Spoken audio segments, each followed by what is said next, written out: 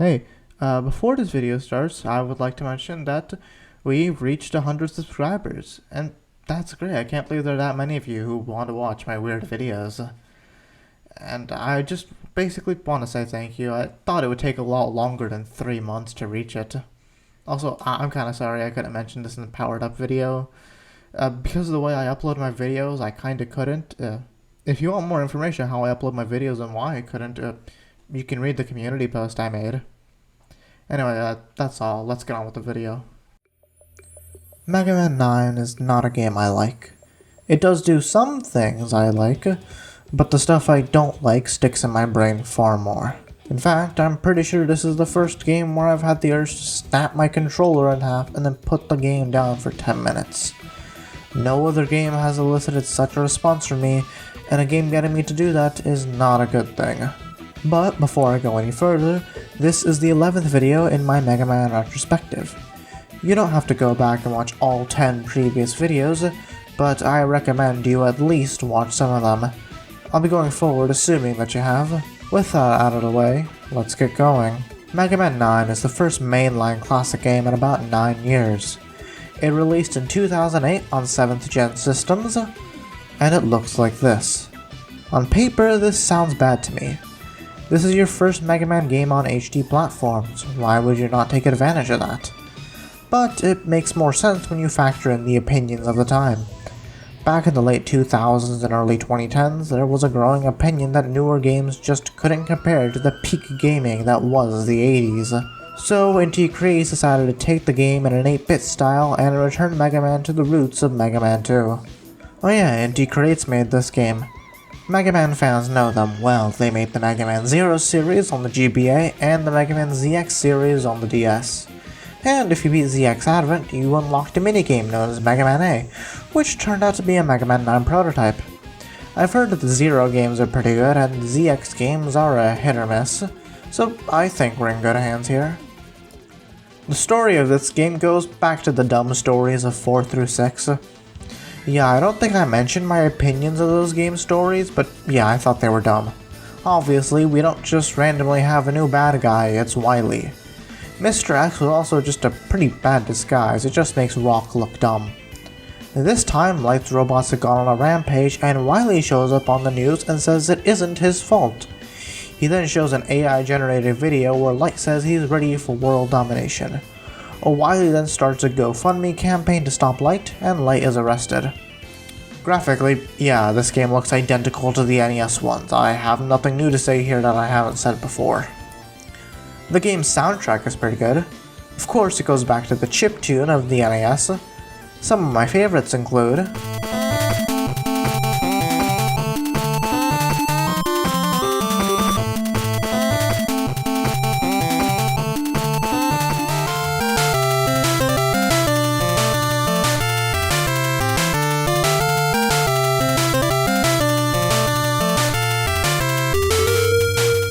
In terms of mechanics, Mega Man goes back to how he was in 2. No slide and no charge shot.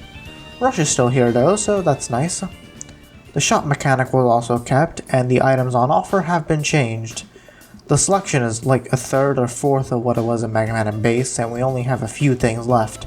1-ups, E-tanks, M-tanks, the Eddy Call, the Beat Call, the Energy Balancer, Guard Power-up, Spike Guard, an overpriced roll skin, and an item that allows for Mega Man to take off his helmet.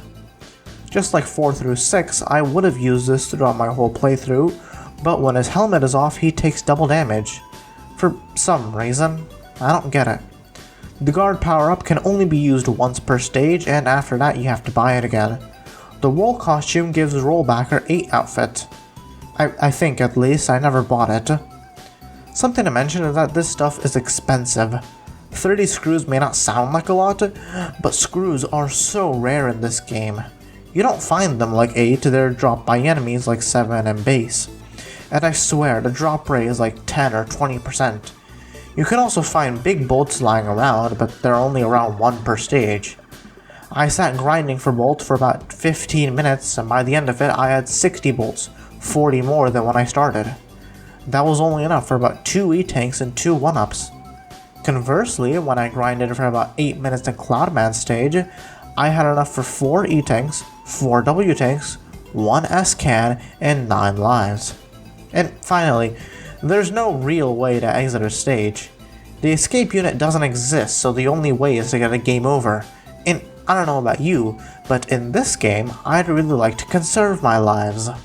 After that, I think it's time to get to the stages, and this is a part of the game that mostly falls flat. I think the only stage I thought was actually good was Galaxy Man stage, and that's because it isn't stupidly difficult. There's a robot that can drop you into some spikes, but only if you rush into it. There are also some cool teleporters that move you around, and there isn't really a way to die from that. Well, not unless you jump into the bottomless pit. I can't say the same for the rest of the stages. Jewel Man stage is a segment where you need to time your jump so you don't hit the spikes plastering the wall while you're on a swing that's moving back and forth. The only safe place to go is the mini-boss door, and I swear I died to this so many times. I know exactly what to do and how to do it, doing it is the real problem. And oh god, the checkpoints. There isn't an easy way to redo this segment, you start all the way back at the beginning of the stage. Plugman has the vanish blocks, and this is a stage where I really don't like them, since there's like 20 of them you have to memorize. Splashwoman has a part she stole from Waveman where you have to ride these bubbles. It's cool that something was taken from 5 and not 2, but the segment was never really that fun because it was just super slow. She also has this part of her stage.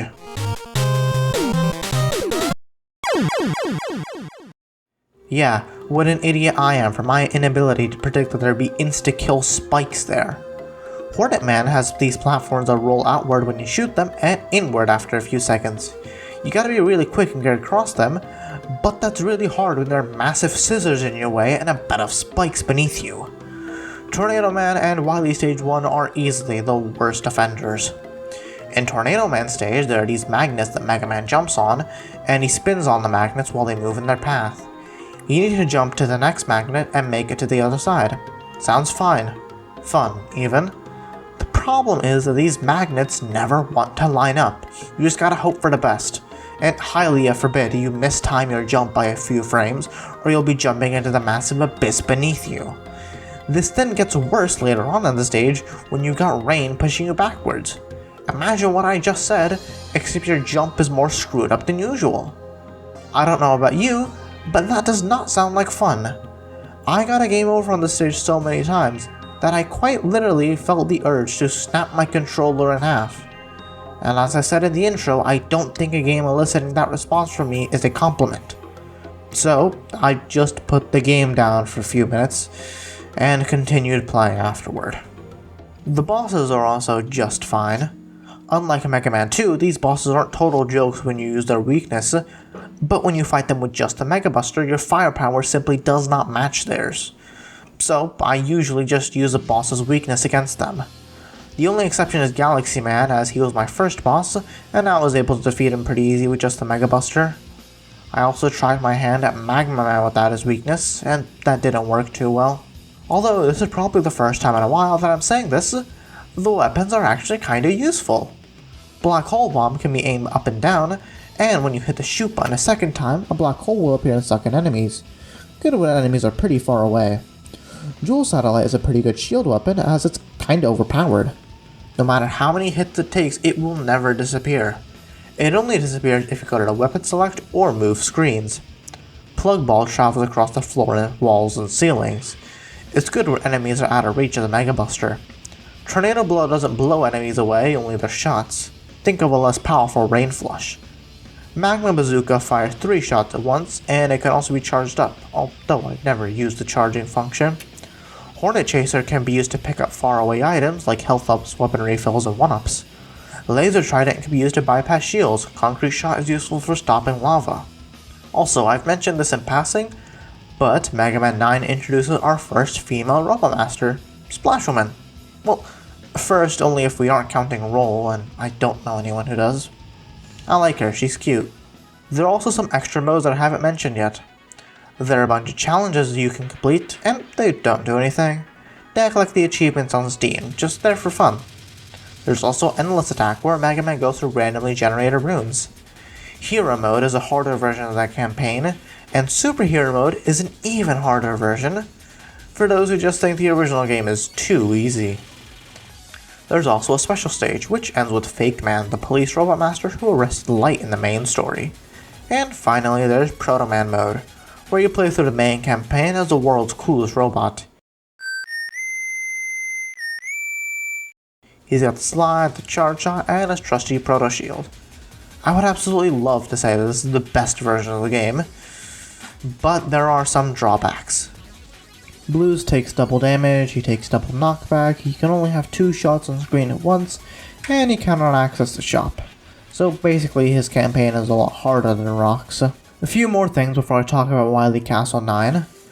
First, after you defeat your 8th Robot Master, or maybe after you beat Concrete Man as he was my final Robot Master, you get a cutscene where we see how Wily recruited these Robot Masters. It appears that, upon creation, each Robot Master has a government-mandated expiration date. Upon this date, the Robot Master is supposed to be deactivated. These Robot Masters were reaching their deactivation date, so Wily promised that if they helped them, they'd be able to live beyond their expiration date. This is both kind of sad and it does make sense. I just wish we knew how old these robots were, though, before I made judgment. It makes sense because humans also have limited lifespans, and this could possibly be a way to make robots more human. I know that in the ZX era, this rule does exist, where about 80 years or so, a Reploid will either be shut down or turned into a cyber elf. But it depends on how old these Robot Masters are. I doubt these Robot Masters are as old as the average human, so it's possible that the expiration dates these Robot Masters were given were only a few years. In that case, this is pretty evil. These robots are given personalities and lives, and you just rip that away in a few years. At least humans have many decades to live. However, this also explains what happened to our characters in the classic series. And yeah, spoiler alert, but no new characters are introduced beyond like 8, besides the new Robot Masters of course. Proto Man already has an artificial lifespan. If you remember, Light built it with a faulty power core. In Mega Man 3, Wily claimed to have repaired it, but in reality all he did was replace the faulty solar core with the faulty nuclear core. Base is probably going to be defeated by Rock and he'll have no one to repair him after the fact. He's probably just going to die from his wounds with Trouble by his side.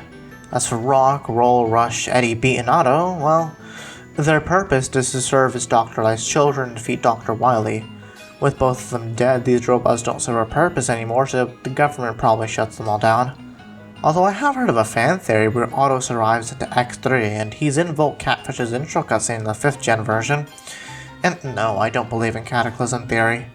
For the unaware, this theory proposes that Zero went berserk and killed the entire classic cast. First, I do not believe Zero had that kind of power. If you remember why they left both Zero and the Maverick virus incomplete upon his death, Zero was never finished until X2 thanks to Sergas. Secondly, how did Wily get Zero back into his capsule if he went berserk?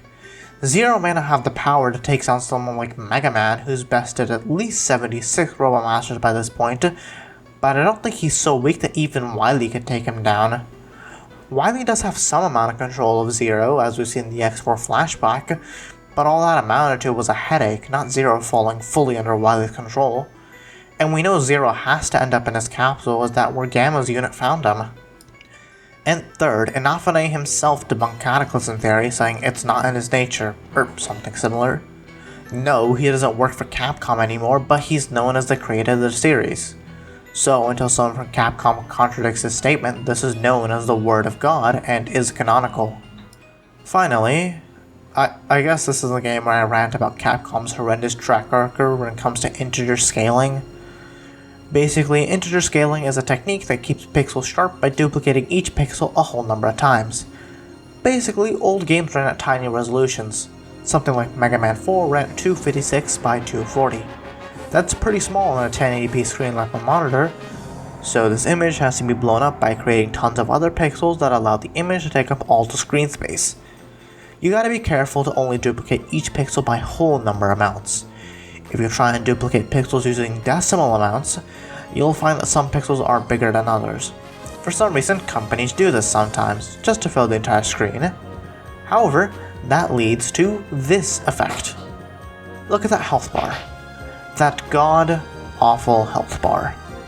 The pixels are not even, so the image looks off. And that bothers me. That bothers me so much. There are fixes to this though. For X4 through X6, the Zero games and the Battle Network games, there is an integer scaled option where the image is duplicated by whole numbers. The pixels are fully even, but the downside is that there's blank space left over. Digital Eclipse, who developed the first Legacy collection, used interpolation, which allows the image to take up the entire screen while having even pixels. This is done by creating in-between pixels to keep each pixel the same size. For 7 through 10, X1 through X3, and the ZX games though, there is no fix, and it bothers me to no end. So I turned to emulation. For 9 and 10, I emulated them via Dolphin. For perfect pixels, I set the game resolution to 640 by 480. Although I heard that setting the screen size to 4K also works, I just don't have a 4K display. If you want to know how to do this, it's simple. Go to google.com and figure it out. No, but seriously, just get the games.wad file as well as the DLC file, and you're set. And yeah, sure, it may seem like I'm nerding out or nitpicking a lot, and I don't disagree, but it also does really bother me a lot, and it cannot possibly be that hard. If a third-party studio can do it, Capcom's in-house team can do it as well, especially if fan games and emulators can do something this simple. And finally, Wily Castle 9, or more specifically, its first stage. This is where I had enough. It starts fine, but around the middle of the stage there's a segment where lava rushes to you and you have to stop it using Concrete Shot. It took me 15-20 lives, and I still couldn't get it done. The lava just came too fast, and I decided to stop playing. Galaxy Man is the only stage I had fun in. Everything else just sucked. If I wasn't having fun with this game, there was no reason I should play it, so I just quit. I didn't finish this game. Mega Man 9 is probably the worst classic game I've played so far. Sure, 1 may have the worst controls and no healing at all, but the stages weren't wars of attrition. 2 is easy, but I'd rather have something too easy than too hard. 3 is unfinished, but if I never looked it up, I wouldn't have known. This game does do some good things, like the weapons giving Proto Man a playable role in the main series, but that's it. I would play all other mainline classic games before this. Nearly none of the stages are well designed, they are insanely difficult and not fun for me to play through. And that's why I'm not finishing the game. And no, I don't need to finish the game to make a review of it. If I had only played the first level or 2, it'd be a different story, but I haven't. I've beaten all 8 Robomasters. I've played the special stage. I've played some of Proto Man's campaign. I've made it to the castle. I made it through most of the game, as well as some extras. And if I kept on playing, I would not be having any fun at all. And that's the point of a game, at least from the consumer's perspective. So, with Mega Man 9 done, next is Mega Man 10, a game I actually like. I hope you look forward to that. Thanks for watching, and I'll see you later.